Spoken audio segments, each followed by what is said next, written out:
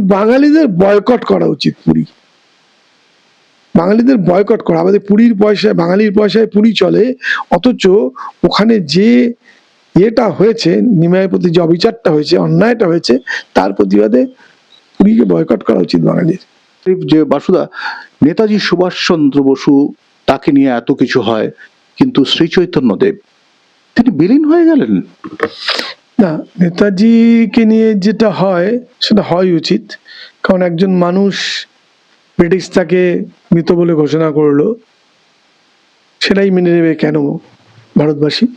ফলে প্রচুর মুখার্জি কমিশন থেকে শুরু করে অনেক কমিশন গুলো হয়েছে, এবং সে কাগজ একত্রিত করলে একটা 20 ফুট বাই 10 ফুট ঘর ভরে যাবে কমিশনের যত রিপোর্ট তৈরি হয়েছে, দিস্তা কাগজ, কিন্তু সমাধান হয়নি, সমাধান করা যায়নি।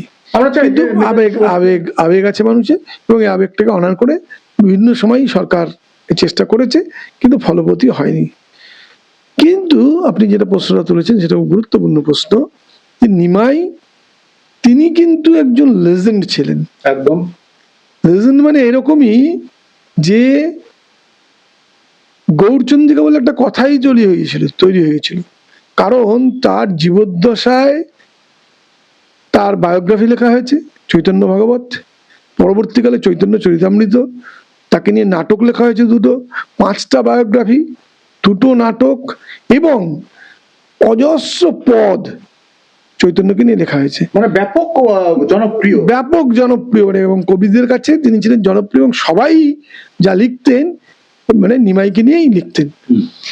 যার ফল কি হলো, যে কেউ কিছু একটা মনসামঙ্গল লিখবে, তার আগেও একটা গৌরাঙ্গকে নিয়ে একটা কিছু লিখতে হবে। তখনই কথাটা এসেছিল গৌরচন্দ্রিকা। গৌরাঙ্গের প্রশস্তি না করে কোনো লেখাই শুরু করা যাবে না, এরকম একটা কাল্ট ফিগারের জায়গায় পৌঁছে গেছিলেন শ্রী চৈতন্য। সেই শ্রী চৈতন্য এখান থেকে আক্ষরিক অর্থে পালিয়ে চলে গিয়েছিলেন, কারণ হচ্ছে তাকে খুন করার পরিকল্পনা হয়েছিল, তাকে একদম খুন করার পরিকল্পনা। 24 বছর বয়সে, মাত্র 24 বছর বয়সে উনি এখান থেকে চলে যান, মানে বাংলা থেকে কাউকে কিছু না জানিয়ে, একদম বিশ্বস্ত কিছু লোককে জানিয়ে আর বিশ্বস্ত কয়েকজন অনুচরকে নিয়ে, এই যে আমাদের টালিগঞ্জের আদিগঙ্গা তখন ছিল মূল গঙ্গা, এই আদিগঙ্গার পার ধরে ধরে ধরে ধরে, যার জন্য ব্রিটিশটা এটার নাম দিয়েছিল হোলি পাথ।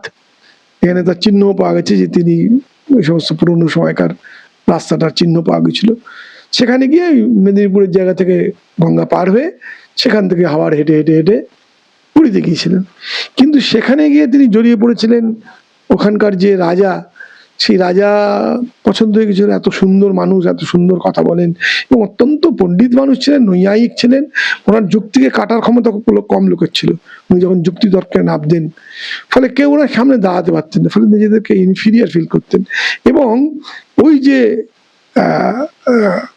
রাজা, সেই রাজা কি হলো, চৈতন্যের দ্বারা প্রভাবিত হলেন, এবং তার যুদ্ধভিত্তিতে মন কমতে থাকলো, এবং কৃষ্ণের প্রতি বা জগন্নাথের প্রতি, জগন্নাথ আর কৃষ্ণ তো একই বলা হয়, যে কৃষ্ণের প্রতি, জগন্নাথের প্রতি তার ভক্তিভাবটা বেশি হচ্ছে, যুদ্ধ সে করছে। তার যে শালা ছিল, শ্যালক, হ্যাঁ, সে শ্যালক ছিল তার আবার সেনাপতি, সে এর বিরুদ্ধে দাঁড়িয়ে যায়, নিমাইয়ের বিরুদ্ধে, কারণ রাজ্য চলে যাবে, রাজ্যের তার চলে যাচ্ছে, যুদ্ধ না হলে তার পয়সা হয় না, যুদ্ধ হলে তো পয়সা, 100 সোলজার জোগাড় করে বলে 1000 সোলজার জোগাড় করেছি বলে পয়সা পাওয়া যায় রাজার কাছ থেকে, সেই ব্যাপারটা হাত পড়ে গেল। পান্ডাদের স্বার্থে হাত পড়ে গেল, কারণ পান্ডারা দেখলো যে এর তো নিমাই তো মানে মহাপ্রভু কে, আমরা সবসময় বলা হচ্ছে, এখানেও বলে দেখবেন, ওখানেও চালু আছে কথা, ওখানে এখন সাপ্রেস করার চেষ্টা হচ্ছে, কিন্তু ওখানেও চালু আছে চৈতন্য মহাপ্রভু। আসল মহাপ্রভুটাকে, মহাপ্রভু জগন্নাথ না মহাপ্রভু চৈতন্য, সেটা নিয়ে প্রায় গোল বাঁধার অবস্থা, এত তার ফ্যান ফলোয়ার্স তৈরি হলো। ঠিক আছে, যার ফলে ওরাও প্রমাদ গুনলো, যার জন্য জগা পান্ডা বলে একজন ছিল, উনি থাকতেন হচ্ছে গম্ভীরাতে, এবং তখন ওনার হাইট ছিল তো 6 ফিটের ওপরে, এবং উনি শুলে এতটা চওড়া, মাটি থেকে প্রায় 2.5 ফিট, এতটা মোটা হয়ে গিয়েছিলেন, কারণ একটা ঘরে হোম ইন্টার্ন থেকে চৈতন্যদেব। এবং চৈতন্য চরিতামৃতের লেখক যিনি, তিনি এই দশাটাকে বলেছেন ভাব উন্মাদ দশা। আসলে তিনি যখন কৃষ্ণপ্রেমের পাগল, যেতে পারছেন না শেষের দিকে মন্দিরের কাছে হোম ইন্টার্ন থাকতে হচ্ছে, ফলে ফুলে গেছেন প্রচন্ড।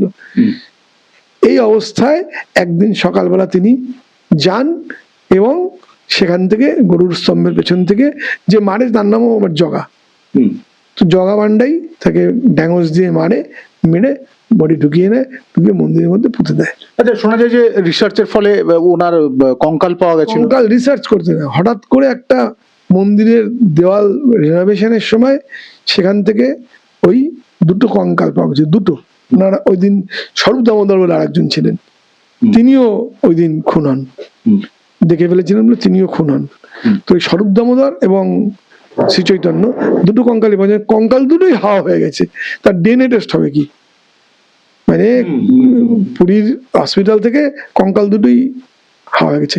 এবং এটা নিয়ে যিনি গবেষণা করছিলেন জয়দেব মুখোপাধ্যায়, তাকে খুন করা হলো, তার মাকে খুন করা হলো, এবং তাকে নিয়ে উড়িষ্যাতে, হ্যাঁ, তাকে নিয়ে যারা গবেষণা করছে তাদেরকে পর্যন্ত খুন করে ফেলা হচ্ছে। তার জন্য এখানে নিহার রঞ্জন রায় থেকে শুরু করে যারা আমাদের ঐতিহাসিক লোকজন ছিলেন তারা বলেছেন আমরা খুন হতে চাই না বুড়ো বয়সে, তাই এটা নিয়ে আমরা গবেষণা করবো না। ফলে গবেষণা আমরা ওই জয়দেব মুখোপাধ্যায় যখন যোগাযোগ করেছিল এটা নিয়ে মরতে চাই না বুড়ো বয়সে, কারণ এটা সবাই জানে, ওপেন সিক্রেট। এবং তারপরেও যে কেন বাঙালি উড়িষ্যায় যায়, আমি নাস্তিক, আমি যাই না, দ্যাটস অ্যানাদার কোশ্চেন। আমি প্রয়োজনে কোণার্ক দেখতে যাই, আমি প্রয়োজনে খণ্ডগিরি দেখতে যাই, উদয়গিরি দেখতে যাই, হ্যাঁ, মন্দির নিয়ে আমার কোনো উৎসাহ নেই, লাইভ মন্দির নিয়ে। আচ্ছা, শ্রী চৈতন্য বিভিন্ন মন্দির রয়েছে, যেখানে গৌড়ীয় মন্দির থেকে আরম্ভ করে যেখানে এইসব বৈষ্ণবদের মন্দির রয়েছে, তারা কিন্তু একবারও পর্যন্ত এটা নিয়ে কোনো কিছু করে না, বলে না কিন্তু ভয়ে।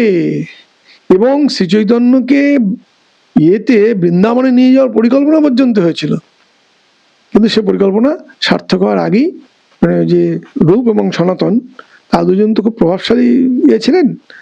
রূপ সনাতন তারা তো রাজার মন্ত্রী ছিলেন, পরবর্তীকালে তারা বৈষ্ণব হয়ে যান, কিন্তু বুদ্ধি ক্ষুরধার বুদ্ধি, তারা বুঝেছিলেন প্রভুর, মানে ওনাদের প্রভুর আর কি, চৈতন্যের যে মানে মৃত্যু হয়ে যেতে পারে, এই ভাবনা থেকে তারা কি করেছে, তারা ওনাকে বৃন্দাবনে নিয়ে যাওয়ার চেষ্টা করছে। এটা নিয়ে তো আমাদের সরকারের উচিত একটু কোনো ইনভেস্টিগেশন কিংবা কিছু করা, এরকম কিছু উচিত তো বটেই। আমি তার থেকেও দায়িত্ব দেবো, দেখুন এটা বহুদিনের পুরনো কেস স্টাডি করে পাবে না, ওই কঙ্কাল দুটো গেছে, ফলে কি দাঁড়াবে আমি জানি না, কিন্তু বাঙালিদের বয়কট করা উচিত। পুরী, বাঙালিদের বয়কট করা, আমাদের পুরীর পয়সায়, বাঙালির পয়সায় পুরী চলে, অথচ ওখানে যে ইয়েটা হয়েছে, নিমাইয়ের প্রতি যে অবিচারটা হয়েছে, অন্যায়টা হয়েছে, তার প্রতিবাদে পুরীকে বয়কট করা উচিত বাঙালির। একদম, মানে বাসুদা যেটা বললেন সেটা কিন্তু মানে একেবারে খুব মানে বাস্তব কথা বললেন, যে আমাদের যিনি স্রষ্টা, কেন বলছি, আজকে রাজনৈতিক ভাবে যারা এরকম হাতটা উঁচিয়ে চলেন না, এটা কিন্তু কোনোদিনই বাঙালির ছিল না। এই যে বড় মিছিল করে সবাই হাঁটেন, এটা কিন্তু ছিল না, সভা সমাবেশ ছিল না, সবই কিন্তু ওইখান থেকে আস্তে আস্তে, অর্থাৎ মহাপ্রভুর সমস্ত কিছু থেকে আস্তে আস্তে এসছে, তাই তো? একদম কীর্তনই হচ্ছে মিছিল। এবং যেদিন হোসেন শাহ ঘোষণা করলো যে মিছিল করতে দেব না, সেই 4টে মিছিল নিয়ে এসেছিল চারদিক দিয়ে কাজীর বাড়িতে, এবং তাদের প্রত্যেকের হাতে পাকা বাঁশের লাঠি এবং হাতে জ্বলন্ত মশাল, যদি রায় উইথড্র না হয় তো সবকটা মশাল ওর বাড়িতে ছুঁড়ে মারবে। মানে এই ছিল নিমাই, 6 ফিট লম্বা, 6 ফিটের উপরে লম্বা, পাকা বাঁশে, একদিকে নিমাই, একদিকে নিত্যানন্দ, একদিকে অন্য আরো 2 তার সাকড়ে, 4জন 4টে মিছিলকে লিড করে এসেছিল। অর্থাৎ নিমাই বলেছিল, মেরেছ কলসির কানা তাই বলি কি প্রেম দেব না। আর সেই মানুষটি খুন হয়ে গেলেন, মানে রটিয়ে দেওয়া হলো, তিনি বিলীন হয়েছেন। অর্থাৎ সেই মানুষটির মৃত্যু নিয়ে আজও পর্যন্ত কেউ ভাবে না। যারা শ্রীচৈতন্য মহাপ্রভুকে নিয়ে মঠ মন্দির বানিয়ে, আজও আশ্রম বানিয়ে আপনারা নিজেদের উদরভক্ষণ করছেন, তারা কি একবার পারেন না এটা নিয়ে সোচ্চার হতে? আমাদের রাজ্যের একজন বাঙালি তিনি খুন হলেন, কৃতি বাঙালি খুন হলেন, কিন্তু সেটাকে বিলীন বলা হলো। তবে এই সব নিয়ে আরো কিছু আসবো। আমি শঙ্কু রয়েছি আপনাদের সঙ্গে, ইন্ডি নিউজ 24, দেখতে থাকুন।